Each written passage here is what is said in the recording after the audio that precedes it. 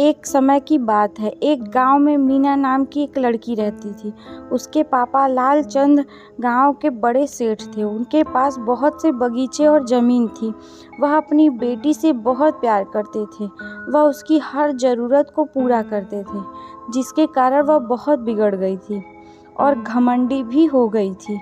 कभी कभी अपने पापा के सामने अजीब सी मांग रखती थी, जिसको भी उसके पापा पूरा करते थे। वह कभी कभी अपने घर के नौकरों का अनादर करती रहती थी। लीला की एक दोस्त रमा थी, जिसके साथ वह अक्सर खेला करती थी। एक दिन लीला उसकी दोस्त रमा कुछ दोस्तों के साथ मेले में घूमने जा रहे थे। वहाँ पर रमा जिस तरह चल रही थी, उससे एक बूढ़े व्यक्ति को टक्कर लग गई और वह व्यक्ति वहीं पर गिर गया। जब बूढ़े व्यक्ति ने लीला से संभल कर चलने के लिए कहा, तो इस पर लीला ने बूढ़े व्यक्ति को बोला, इसमें उसकी ही गलती है। कुछ देर में मेले में घूमकर झूला झूलने के बाद वह मेले से आने लगे। बीच में उनको एक आम का पेड़ नजर आया, जिस पर बहुत से आम के फल लगे हुए थे। लीला और उसके दोस्त उस पेड़ के पास जाकर पत्थर से उस पेड़ के आम को तोड़ने लगे। कुछ देर में इतने फल तोड़ लिए जिससे उन सबका पेट भर जाए। लीला के सभी दोस्त टूटे हुए आम को उठाकर खाने लगे और आम तोड़ना बंद कर दिए, लेकिन लीला अभी भी आम तोड़ रही थी। जब रमा ने उस लीला से कहा कि हमने इतने आम तोड़ लिए हैं कि हम सबका पेट इससे भर जाएगा, तो तुम और आम क्यों तोड़ रही हो? लीला बोली, मैं इस पेड़ के सभी आम तोड़ लूँगी। रमा और उसके दोस्त आम खाने में व्यस्त हो गए, लेकिन लीला आम तोड़ती रही। कुछ देर के अंदर बहुत सारे आम तोड़ने के बाद भी वह बाकी आम तोड़ने में लगी रही।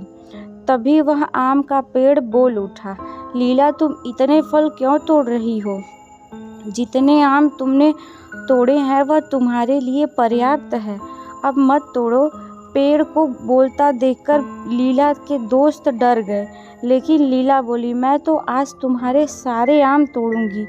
आम के पेड़ ने लीला को चेतावनी दी, वह रुक जाए और बाकी आम न तोड़े, लेकिन लीला कहाँ मानने वालों में से थी।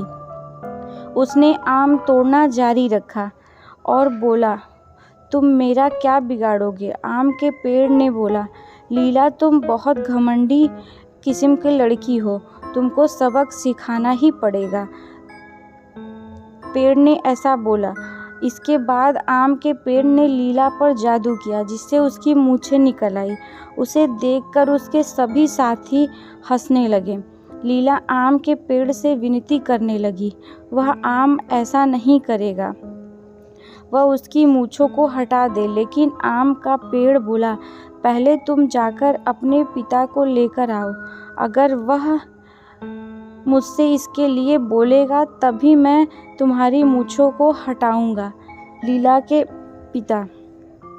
यह सुनकर लीला मुंह पर चुन्नी लपेटकर घर जाने लगी। मार्केट में जाने पर वह बहुत तेज हवा आई और उसकी चुन्नी उड़ गई, जिससे सभी लोगों ने लीला की मूंछों को देख लिया और मूंछें वाली लड़की कहकर हंसने लगे। लीला को बहुत बुरा लगा। लीला उन सबसे पीछा छुड़ाकर अपने घर चली गई और अपने पापा को सारी बात बताई कि उसके साथ क्या क्या हुआ। उसके पिता लालचंद अपनी बेटी को परेशान देखकर तभी लीला के साथ उस आम के पेड़ के पास जाने के लिए चल पड़े। आम के पेड़ के पास जाकर रामचंद्र ने उससे अपनी बेटी की मूंछों को हटाने को बोला।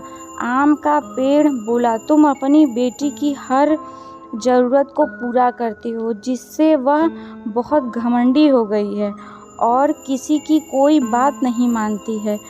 यही तुमने इसको सही शिक्षा दी होती तो यह इतनी नहीं बिगड़ती। लालचंद्र ने अपनी गलती मानते हुए आम के पेड़ से अपनी बेटी की मूंछों को हटाने की विनती और लीला ने भी आगे से कभी ऐसा न करने को बोला।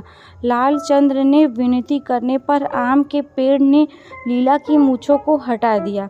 इसके बाद लीला सुधर गई और सबसे सही से पेश आने लगी और घमंड करना बंद कर दिया। आपको ये कहानी कैसी लगी प्लीज़ अपने कमेंट द्वारा हमें ज़रूर बताइएगा एंड चैनल को सब्सक्राइब करिएगा, वीडियो को लाइक करिएगा और प्लीज़ सपोर्ट करिएगा एंड थैंक्स फॉर वॉचिंग।